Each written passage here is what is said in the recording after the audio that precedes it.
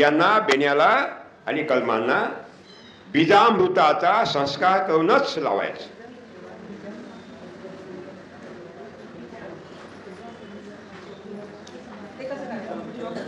मला माहिती आहे, मी हा प्रश्न विचारणार, त्यांना मी लोकसभेत नक्कीच पाठवणार. आता फेब्रुवारीमध्ये कदाचित लोकसभेचं निवडणूक जाहीर होईल अशी शक्यता दिसते. तर यांचा आपण अर्ज भरूया आपल्या पार्टीच्या माध्यमातून. तर या बीजामृत कसं तयार करावं, हाऊ टू प्रिपेअर बीजामृत.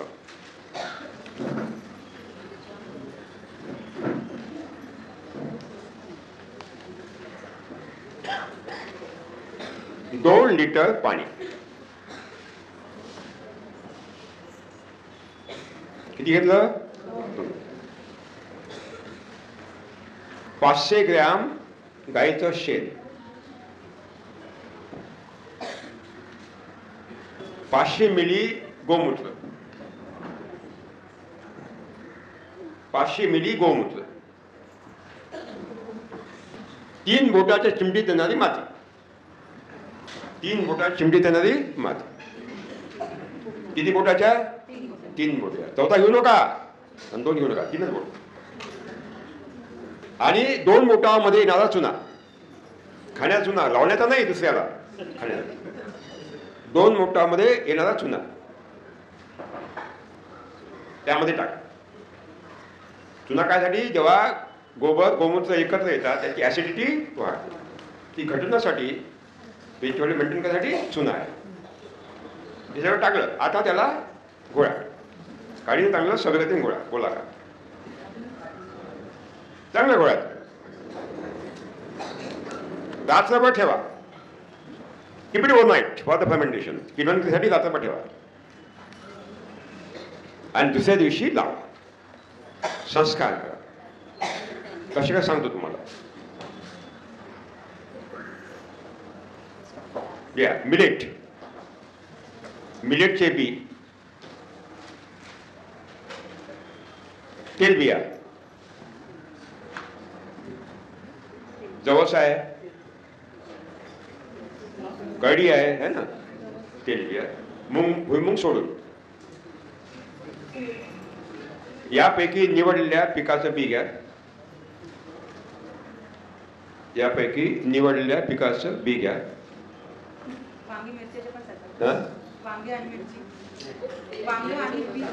वांग,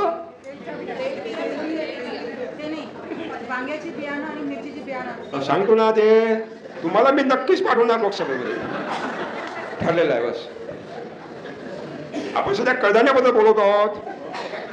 पुढचं होईल ना, पाहू ना मग पुढं काय. ठीक आहे, ठीक आहे. बियाणं थोडं पसरवा, स्प्रेड आउट स्लाइड. बियाणं थोडं पसरवा.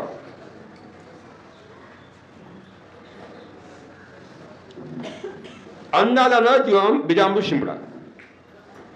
अप्रॉक्सिमेटली, अंदाजानं. आपल्याला अंदाज येतो, अंदाज येतो. मला तुमचं खरोखर आश्चर्य वाटतं. म्हणजे 2 पाहुणे असले तर बरोबर तिखट, हळद, अद्रक आणि मीठ बिलकुल प्रमाणशीर असतं. मोजून टाकता का? नाही. आणि वेळेवर 10 पाहुणे आले तरी मोजून टाकत नाही, आपोआप. कोण टाकतं? हात टाकतो. पण हाताला कमांड द्यायचं काय असते? ते सगळं आपण आपल्या मनाला कमांड द्यायचा आहे. बघ, इतकेच काय पाहिजे तेवढंच टाक. आपले बोट पाहिजे तेवढंच टाक, अधिक नाही. ठीक आहे. नंतर हाताने घोळा चोळा. Rub the seed by both hands. हाताने बियाला चोळा.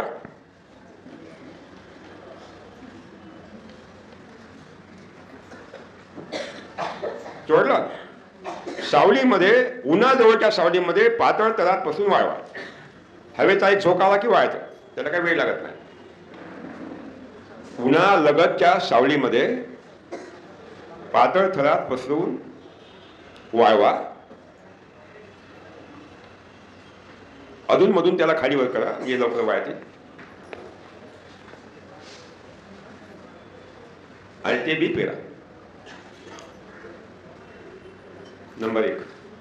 आणि भुईमुगला काय करायचं? भुईमुग हा भुईमुगला काय करायचं? बी काय शेंगदाणे असेल बी ना सगळं भेटणार आहे, तुम्ही काय काळजी करता. शेंगदाणे असेल तर तुम्ही म्हणले बीजामृत नाही करायचं ना. हा?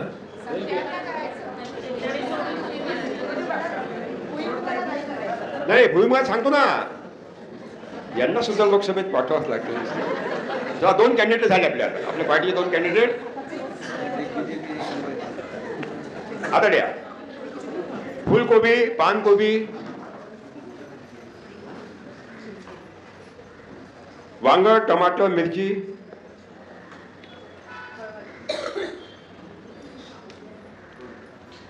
या बिया अत्यंत लहान असतात.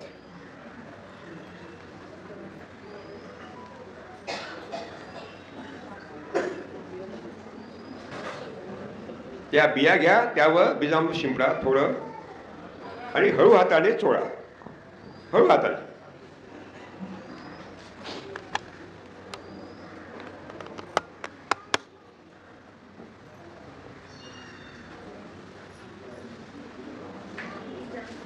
उन्हालगतच्या सावलीत वाळवा, उन्हालगतच्या सावलीत वाळवा आणि पेर.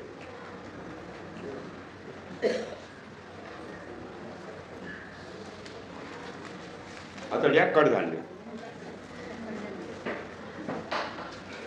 कडधान्य, शेवगा, भुईमुग,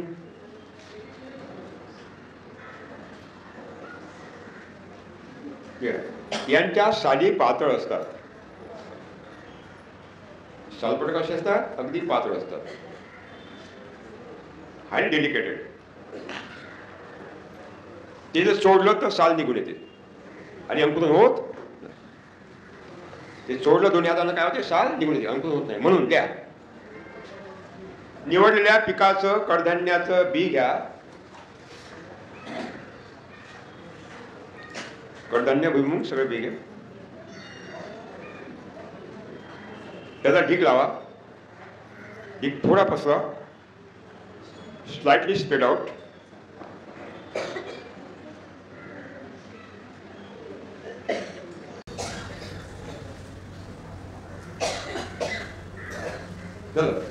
आणि वरून अंदाजानं बीजामृत शिंपडा. वरून अंदाजानं बीजामृत शिंपडा.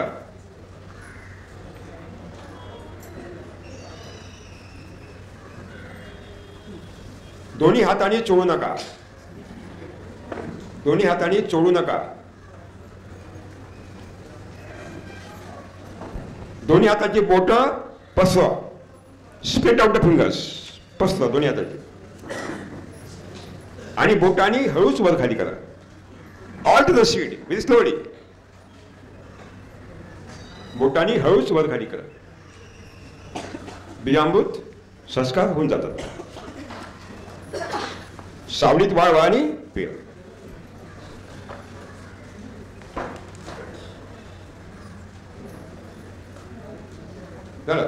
फळ झाडांचं बी सुद्धा जाग्यावर लावायचं, बीजामृत संस्कार करूनच लावायचं. असंच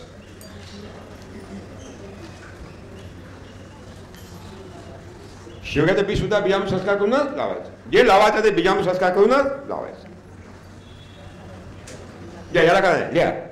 बीजामृताचा संस्कार नर्सरीमधून आणलेल्या कलमांना करायचा असेल तर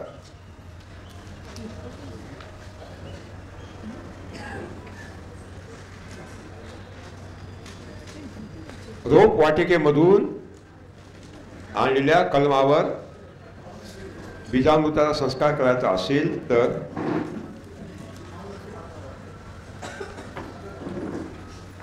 रोपवाटिकेतून थैली आणा. हे कलम आणा. थैली असेल ना प्लास्टिकच्या, कलम आणा. पिशवी फाडून टाका बाहेरची.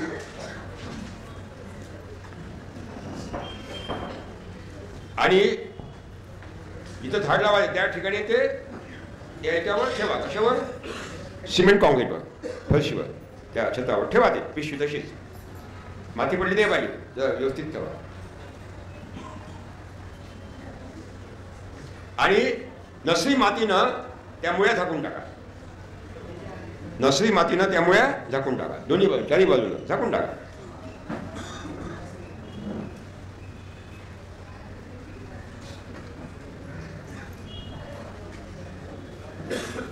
आणि पाला पाचोळा चारी बाजून ते झाकून टाका. नंतर पाला पाचोळा झाकून टाका.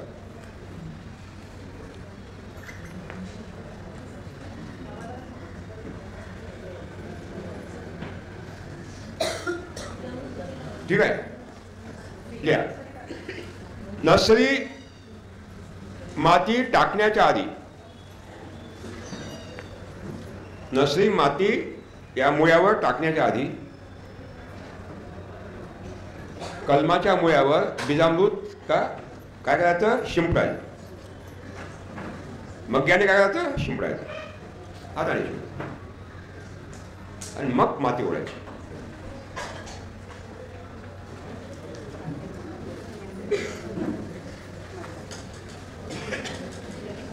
ह्याला लक्षात. उसाचं कांड द्या. उसाचं कांड, हळदीचं बेनं, उसाचं कांड, हळदीचं बेनं,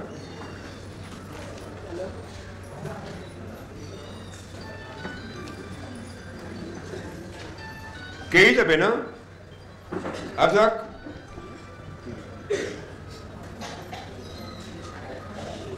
शेवग्याच्या काड्या. शेवगा जे लावायचे आपल्याला, कलम लावायचे, फांदी कलम.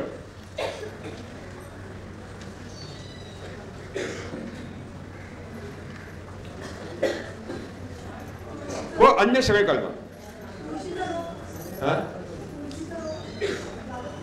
शांती शांती शांती.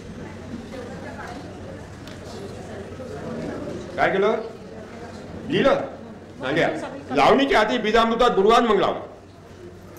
त्याचे मूळ काय करायचे? बीजामृतात बुडवायचे मग लावायचे. कांड्यात लावायचे, बुडवायचे लावायचे. काही सेकंद लगेच लावायचे. बुडवली लावायची, बुडवली.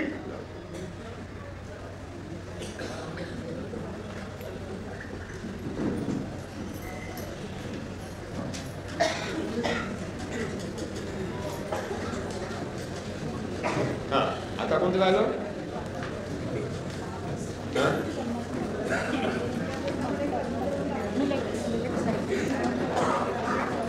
नाही, आता तुम्ही कोणतं काय बोलतो तिकडे? सुरण. हा लिहा. कंद. कंद सुरण ना.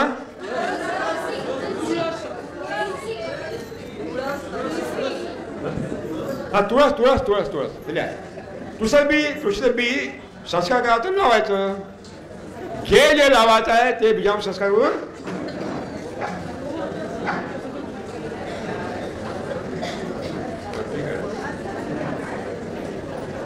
लक्षात. जे जे लावायचं बीजाम संस्कार करून लावायचं. द्या. बीजामृताचा संस्कार केल्याने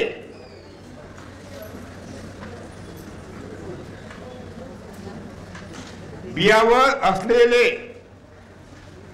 रोग निर्माण करणारे जीवाणू,